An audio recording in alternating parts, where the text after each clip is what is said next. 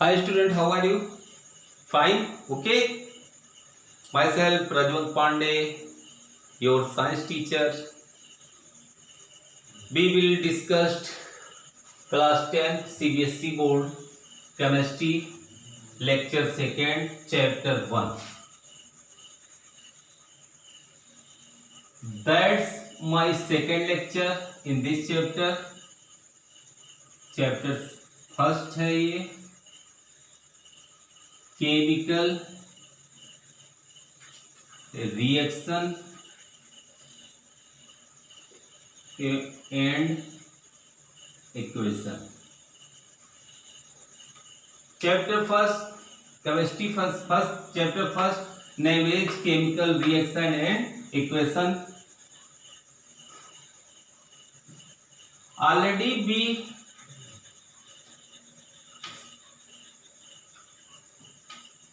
we will discuss about physical change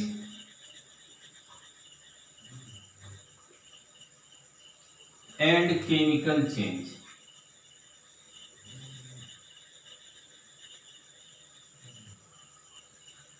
ये दोनों topics का डिस्कशन हमने पिछले जो लेक्चर में कर दिया था। फिजिकल चेंज कैसे कहा जाता है और केमिकल चेंज किसे कहा जाता है, इसका डिस्कशन हो चुका है। बहुत सारे रिएक्शन आपके सराउंडिंग में हो रहे हैं, आपके वातावरण में हो रहे हैं, जैसे rusting of iron. Rusting of iron का अर्थ क्या हुआ? लोहे का जंग, लोहे में जंग लगना। फिर देख लीजिए बहुत सारे एग्जाम्पल हैं जो एटमॉस्फेयर में होते रहते हैं। एसिड रेन है, एसिड रेन में क्या होता है? एसिड बन जाता है। तो केमिकल चेंज ऑलरेडी आपके चारों तरफ दिखाई पड़ता है। केमिकल चेंज को ही रिप्रेजेंट किया जाता है केमिकल इक्वेशन के द्वारा। देखिए आज का टॉपिक क्या है? आज का टॉपिक आपका है observation of chemical change. Observation of chemical change मतलब कहने का अर्थ है कि हम केमिकल चेंज को ऑब्जर्व कैसे करेंगे। तो इसके लिए कुछ पॉइंट्स हैं। Number 1, change in state. यदि स्टेट में चेंज हो रहा है। Second, change in temperature.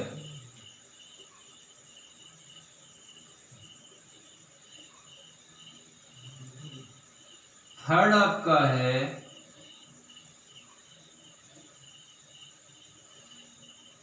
Change in colour. इतने पॉइंट्स हैं।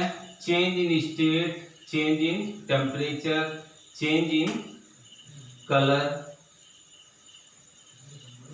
जैसे फॉर एग्जांपल हम आपको ले रहे हैं, कोनिकल फ्लास्क ले रहे हैं।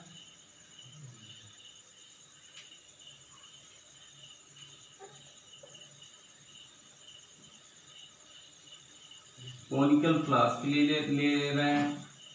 इसमें हमने H2SO4 डाल दिया।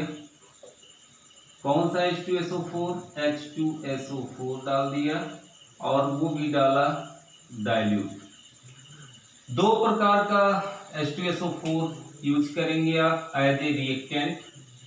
एज ए रिएक्टेंट डाइल्यूट और कंसंट्रेट। डाइल्यूट क्या होगा? जिसमें वाटर, आप जान लीजिए कि H2SO4 में क्या मिलाया जाता है? वाटर मिलाया जाता है। वाटर की क्वांटिटी ज्यादा होगी तो वो डाइल्यूट होता है और वाटर की क्वांटिटी कम होगी तो वो कंसंट्रेट होता है।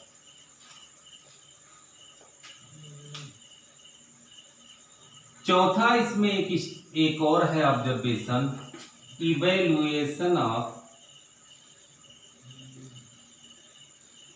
Of gas. इतने तरीके से आप जब कर सकते हैं कि केमिकल चेंज हो रहा है, उसका क्या चेंज हो जाए, स्टेट चेंज हो जाए, मतलब सॉलिड है तो लिक्विड में कन्वर्ट हो जाए, लिक्विड है तो गैस में कन्वर्ट हो जाए। तो इसी को कहा जाता है change in state. Change in temperature, change in temperature का अर्थ क्या हुआ, डिफाइन करेंगे इसको।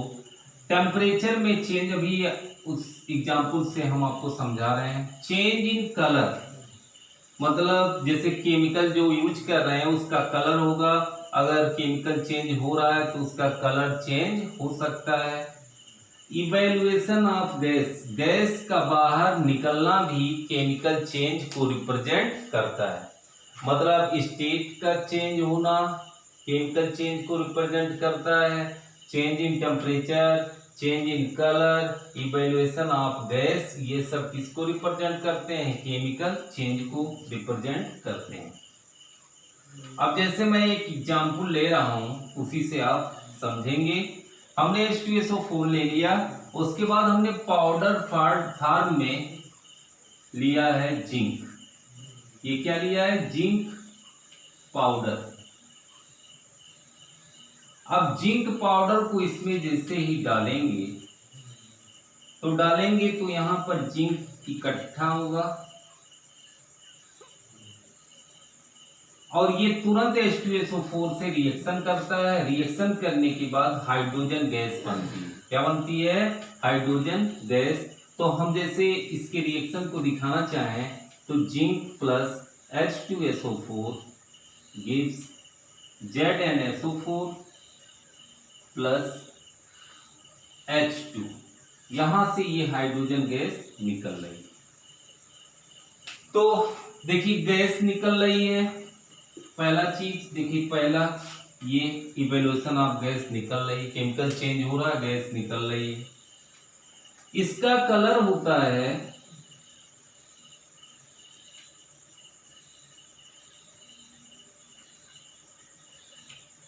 ब्राउन कलर होता है मे बी, और ये कलरलेस होता है। तो चेंज क्या हो रहा है, कलर में भी चेंज हो रहा है। आप ये जब रिएक्शन ये होता है तो टेम्परेचर, ये कोनिकल फ्लास्क को जब आप टच करेंगे तो हीट लगेगा, तो इस प्रकार टेम्परेचर में भी चेंज हो रहा है। चेंज इन स्टेट, अब देखो यहाँ पर ये गैस किस फेज में है, सॉलिड में है, ये लिक्विड में है, और ये एक्वस में है, और ये आपका गैसियस फॉर्म में। तो बहुत आसानी से आप जब कर सकते हैं कि केमिकल चेंज हो रहा है। आप एक चीज और जान लीजिए, स्मेल से भी हम पता पा सकते हैं कि केमिकल चेंज हो रहा है। या आप कह सकते हैं, अगला पॉइंट लिख सकते हैं, change in smell, change in smell. इससे भी हम पता पा सकते हैं कि क्या हो रहा है, केमिकल चेंज। केमिकल चेंज को जिस इक्वेशन के द्वारा रिप्रेजेंट किया जाता है उसको कहा जाता है केमिकल इक्वेशन। ये सिंबॉलिक फॉर्म में होता है, मतलब सिंबल के रूप में प्रयोग किया जाता है, क्योंकि वर्ड्स में लिखने से बहुत सारी जानकारियां आपको प्राप्त नहीं हो पा रही। जब बहुत सारी जानकारियां प्राप्त नहीं हो पाएंगी तो इस प्रकार हम क्या करते हैं, साइंटिस्टों का पैनल था, उस पैनल ने डिसाइड किया कि हम वर्ड्स में ना लिख करके सिंबल के रूप में लिखेंगे और इससे हमको रिएक्शन की सारी इंफॉर्मेशन मिल जाएगी। तो अब हम आपको पढ़ाने जा रहे हैं केमिकल इक्वेशन। क्या पढ़ाने जा रहे हैं, chemical equation. Chemical equation chemical change को रिप्रेजेंट करने के लिए जिस सिंबल का प्रयोग होता है, जिस सिंबल का यूज होता है, उसी को कहा जाता है टोटली, क्या कहलाता है, केमिकल इक्वेशन। जैसे हमने इसी रिएक्शन को लिखा है, अब इसको हम वर्ड्स में लिखें तो zinc plus sulphuric acid gives zinc sulphate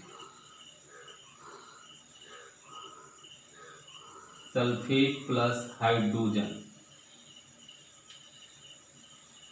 देखो इसको हमने वर्ड्स में लिखा है, वर्ड्स में हमको एक तो पहली बात ये बहुत अच्छा नहीं लग रहा है और बहुत बड़ा होता जा रहा है नेम लिखने में। दूसरा चीज है नंबर ऑफ मॉलिक्यूल्स हम नहीं बता पा रहे हैं कि कितने मॉलिक्यूल्स इसमें रिएक्टेंट। अब आप जान लीजिए कि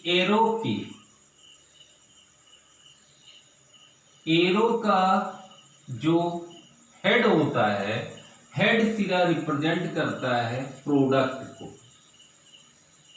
किसको रिप्रेजेंट करता है? प्रोडक्ट को। और टेल रीजन जो होता है वो रिप्रेजेंट करता है रिएक्टेंट। रिएक्टेंट्स वो होते हैं जिसमें क्या होता है? केमिकल चेंज होता है। और प्रोडक्ट क्या होते हैं? न्यू होते हैं। मतलब इसके केमिकल रिएक्टेंट के केमिकल चेंज से ही क्या बनता है? प्रोडक्ट बनता है और वो बिल्कुल क्या होता है? न्यू होता है। अब जैसे केमिकल चेंज को हम इक्वेशन के रूप में लिखेंगे तो उसी को कहा जाता है केमिकल इक्वेशन। जैसे फॉर एग्जांपल हम इसी रिएक्शन को लिख रहे हैं किसके रूप में? इक्वेशन के रूप में। इक्वेशन हमको बहुत सारी जानकारियां दे सकती है, फिजिकल स्टेट की भी जानकारी देती है और केमिकल चेंज, फिजिकल चेंज और केमिकल चेंज दोनों की जानकारियां देती है। जैसे Zn for example Zn plus sulphuric acid को H2SO4 से रिप्रेजेंट किया जाता है, गिव्स ZnSO4 प्लस H2। अभी ये जो इक्वेशन हमने लिखा है ये एकदम से कंप्लीट नहीं है, अभी ये अनकंप्लीटेड है। कंप्लीट कैसे होगा? जैसे आप जान लीजिए अगर रिएक्टेंट हो चाहे प्रोडक्ट हो, ब्रैकेट में S लिखा है तो S फॉर क्या होता है? सॉलिड। मतलब उसका फिजिकल स्टेट कैसा होगा? सॉलिड होगा। अगर L लिखा है ब्रैकेट में तो इसका लिक्विड, और यदि G लिखा है गैस तो इसका गैस होता है। तो सॉलिड, लिक्विड, गैस। और यदि ब्रैकेट में AQ लिखा है तो इसका अर्थ क्या होता है? एक्वस।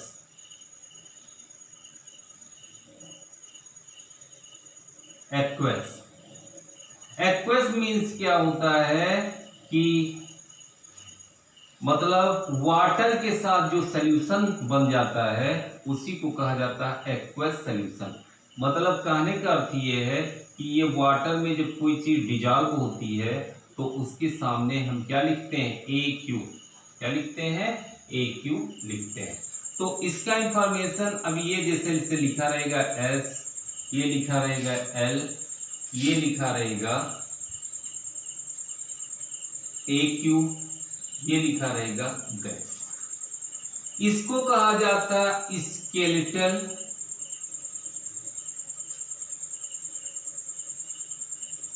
Chemical equation. इसको क्या कहा जाता है? इस फॉर्म में अगर लिखा जाए स्केलेटल केमिकल इक्वेशन कहते हैं। ये बात समझ में आया? यहाँ पे कोई दिक्कत किसी को? कोई दिक्कत नहीं होना चाहिए, इजी चीज है। आगे हम बढ़ रहे हैं।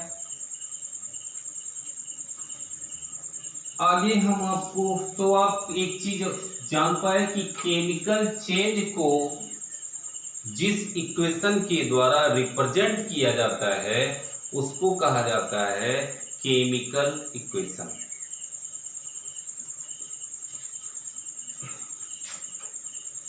Example of chemical equation. For example है Fe plus H2O gives Fe3O4, यहाँ 4 कर दीजिए, यहाँ 3 कर दीजिए, प्लस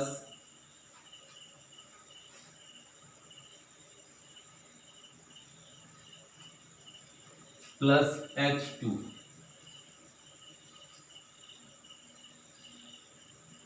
कितना H2 होगा 4H2। देखिए ये आपका सॉलिड है, ये ध्यान दीजिएगा ये आपका है वेपर के फॉर्म में होता है। किस फॉर्म में होता है? वेपर के फॉर्म में। लिक्विड से रिएक्शन आयरन नहीं करता है। ये रिएक्शन जो है रस्टिंग ऑफ आयरन का एग्जाम्पल भी है। तो ये कैसे फॉर्म में होता है? गैस। Vapour means gas. ये आपका क्या होता है? किस फॉर्म में होता है? सॉलिड होता है। और ये आपका गैसीय फॉर्म में होता है। गैस को रिप्रेजेंट करने के लिए ऊपर एरो का साइन देते हैं। इसका अर्थ है इवैल्यूएशन ऑफ गैस, मतलब ये गैस का निकलना, इस तरह से साइन। और पीपीटी प्रेसिपिटेट का बनना, साइन क्या होगा? नीचे। एरो का साइन क्या होगा? नीचे होगा। एक एग्जाम्पल और, बाय द वे ये रिएक्शन जितने टेम्परेचर पर होगा उसको इस एरो के ऊपर हम लिख सकते हैं। जितने भी डिग्री सेंटीग्रेड पर, H डिग्री सेंटीग्रेड पे जैसे रिएक्शन हो रहा है तो इससे। और इसमें जो कैटालिस्ट यूज किया जाता है उसको हम यहीं पर लिख सकते हैं। तो ये आपका टोटली क्या है? केमिकल इक्वेशन है। ये जो है आइंस्टीन साहब का law of mass conservation of mass, बेसन ऑफ मास को फॉलो करती है। अगर कोई chemical equation law of mass conservation of mass, law of conservation of mass को फॉलो ना करे तो वो केमिकल इक्वेशन क्या होता है? गलत होता है। और एक दो एग्जाम्पल हम ले रहे हैं, जैसे फॉर एग्जाम्पल है CO प्लस H2, ये गैस है, ये भी आपका क्या है? गैस है। गिव्स 340 atm जैसे लिखा है, तो एटमॉस्फेरिक प्रेशर है। तो ये चेंज हो जाता है CH3OH, इसका नाम होता है मेथेनॉल। और ये किस फॉर्म में होता है? लिक्विड फॉर्म में होता है। तो ये some examples of chemical equation है। केमिकल इक्वेशन के द्वारा हमको टोटली जानकारी जो है, नॉलेज मिल जाती है कि रिएक्शन किसके प्रेजेंस में हो रहा है, किसके अब्सेंस में हो रहा है। क्लियर? Any doubt? नेक्स्ट,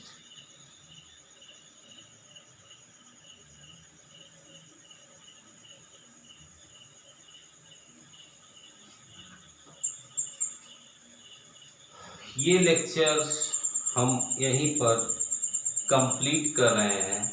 अगले लेक्चर में हम आपको बताएंगे कि types of chemical reaction, types of chemical reaction. आप हमारे चैनल पे नए हैं तो फर्स्ट वीडियो पहले देखिएगा, फर्स्ट लेक्चर, उसके बाद इस सेकेंड लेक्चर को देखिएगा। आज के लिए इतने ही।